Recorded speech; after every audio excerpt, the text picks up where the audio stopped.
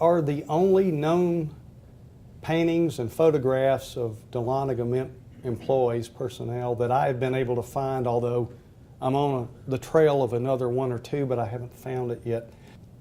Joseph Singleton was the first superintendent treasurer who was there when they struck the first half eagles in 1838. James Cooper was actually the third, who served from 1843 to 1849. And I believe, I'm thinking that he was a West Point graduate. I believe that's true.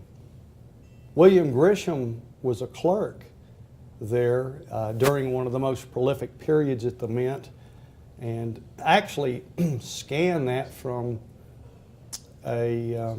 one of his ancestors had that. I think it was a colorized or colored photograph, but he was, let's see, the great uncle of the governor of Georgia, Joseph Brown. And Brown appointed him. Who's ever seen a Western and Atlantic change bill? Grisham signed those for the superintendent of the railroad, I guess authorized by Governor Brown. So you can actually, on the bourse floor here at the show, probably find a signature of a Dahlonega Mint employee if you're so inclined. Isaac Todd was the assayer from 43 to 50, and again from 54 to 61, that pivotal year of 1861. Matthew Stevenson was the assayer from 1850 to 1854, and he's the fellow that stood, I guess, on the courthouse steps in Dahlonega on the town square and implored the miners, the local miners in 1849, not to go to California. He pointed to Finley Ridge and said, "There's millions in it." And later his words were corrupted by somebody named Mark Twain, who said, "There's gold in them thar hills." Robert Moore was the coiner in 1849 to 1853. So anyway, that's, I just love the history behind it. Excuse me. And yes. And what is the position of the coiner? I will look. The coroner was the guy that was in charge of the steam presses. Okay. Yeah. He was the technician essentially. He was the guy that operated the steam presses that struck the coins, and we'll get into that. Rossignol, I believe, was the guy's name, that were in between Singleton and Cooper, a person of French origin. Okay, here's kind of a neat chart. It sort of illustrates that the Mint itself was very tied to politics, even in terms of the people that worked at the Mint.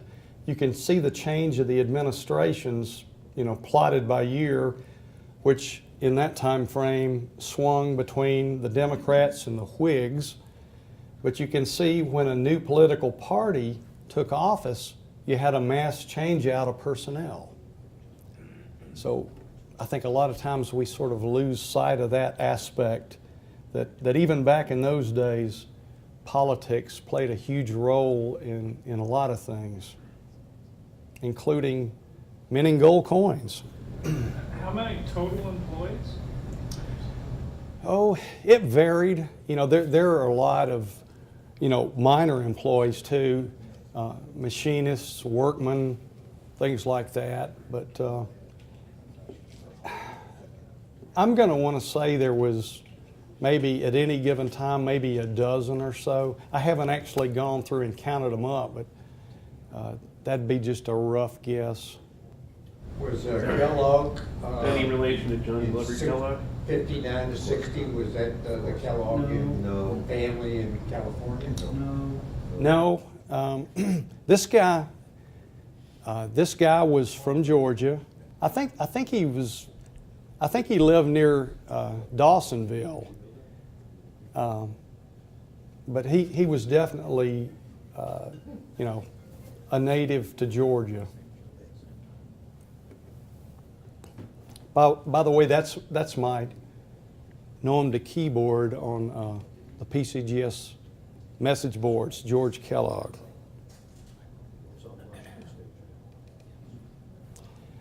Here's a flow chart that shows some of the basic processes that they had to go through from, taking in the raw deposit and turning it into coinage. I'm not going to go through every single thing there, but the takeaway is that it was a very complicated process with a lot of steps involved, and it took a lot of knowledge of process engineering to pull it off. A lot of different types of people made deposits there. Obviously the miners are ones that we normally think of, but businessmen could come in with gold bars or foreign gold coins, and you can see on that deposit receipt there on the right that some of those things were deposited. So it could be in various forms, including some territorial gold coins. Can you imagine anybody taking a Templeton Reed piece and depositing that to be melted down? But I guess it did happen. We know it's well documented that there was a large deposit of Beckler coins at Dahlonega. In this particular case, I illustrate the Bank of Fulton note. Notice the signature for the president of the bank, E.W. Holland, and that's the same person that made the deposit at Dahlonega. The signatures are the same. So this was a banker from Atlanta that made this deposit on the right.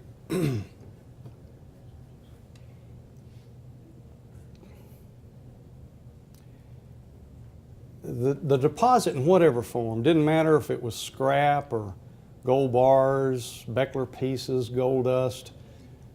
A deposit was melted down into one homogeneous mass, and then it was assayed to determine the purity, and that's how they established what value the deposit had and the amount in newly coined gold that would be paid back to the depositor.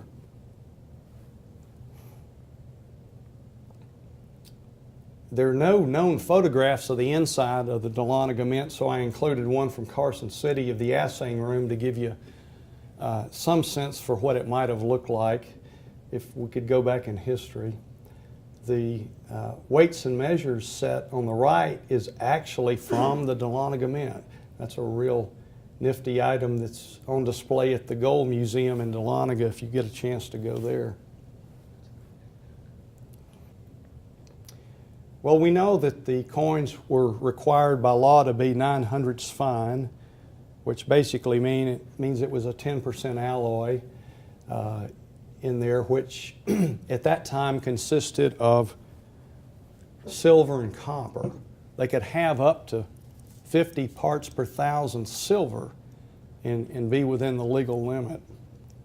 On the melt, the liquid gold was poured into gold ingot molds, and you can see some there. It was allowed to cool, and then those ingot molds of gold were processed further.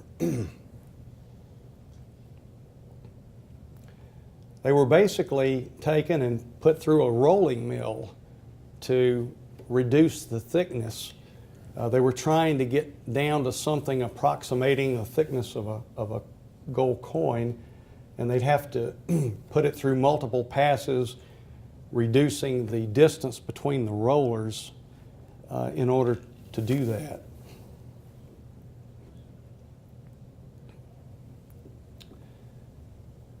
One of the steps that they took to get it, to the exact thickness that they needed for, a $5 planchet, for example, was to pass it through a drawing bench that had a die that was the exact thickness of whatever denomination they were coining at that time. And there's a picture of a drawing bench.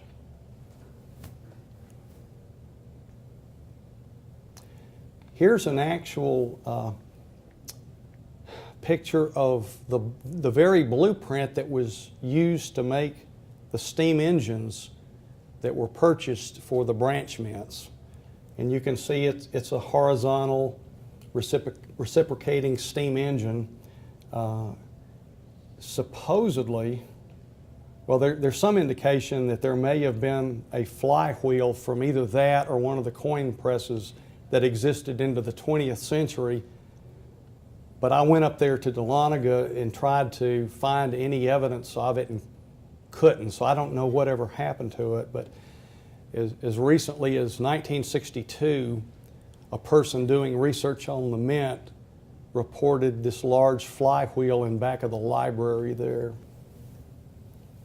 Okay, here's a look inside a 19th century machine room, and this shows you, what it probably looked like inside the Dahlonega Mint. It was just a maze of belts and pulleys and different pieces of machinery that were tied to the steam engine.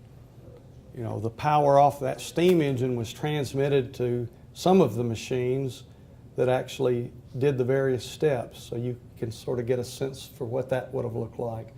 On the right, you can see part of a steam engine at the Carson City Mint in 1870. Let's see. Okay, here's the part with the piston in it, and here's the shaft that would have gone to the flywheel. This thing turned around and around and was called a flyball governor. Not to be confused with a screwball governor, which we've had a few of. This is what it looked like, the device that actually struck the coins.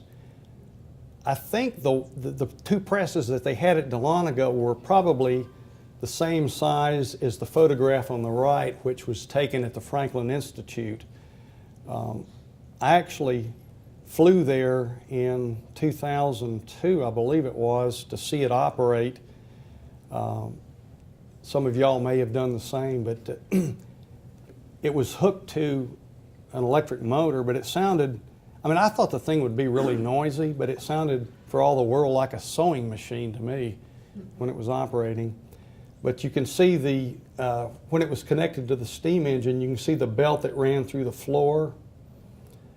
They had medium-sized presses at Dahlonega, and I believe that's one of the reasons why they couldn't strike anything above a $5 gold piece. It would have taken a larger press. And I've also read that these toggle joint presses were so heavy that they had to take timbers and prop up the floor joists underneath because they were making the floor sag.